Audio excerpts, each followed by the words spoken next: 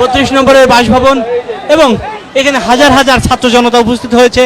তাদের উপস্থিতিতে এই ভবনের পিলার, ছাদ এবং ওয়াল ভাঙা হচ্ছে, আপনারা দেখতে পাচ্ছেন।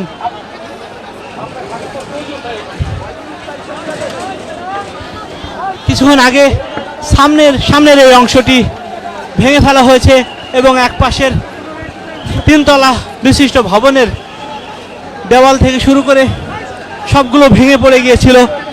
এখন আপনারা সেই ধ্বংসস্তূপ দেখতে পাচ্ছেন।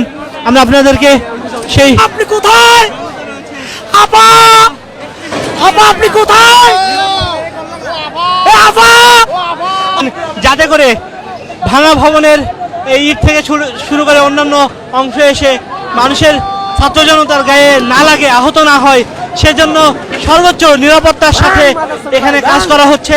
ছাত্র জনতার একটা অংশ তারা এখানে মানব ঢাল তৈরি করেছে যাতে করে কেউ আহত না হয়, সেই জিনিসটা এখানে নিশ্চিত করা হয়েছে। পাশাপাশি আমরা আপনাদেরকে এখানে যদি মানুষের উপস্থিতি দেখানোর চেষ্টা করি, দেখুন এখানে হাজার হাজার ছাত্র জনতা কিন্তু উপস্থিত হয়েছে।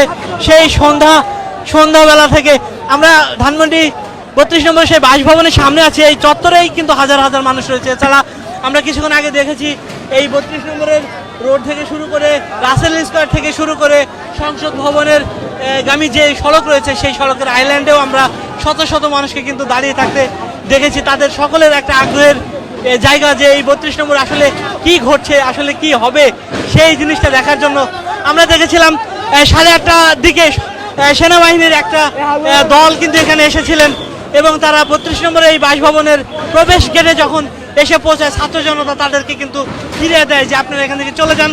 এবং এই পুরো বাসভবন ভাঙার কাজ থেকে শুরু করে সব কিছু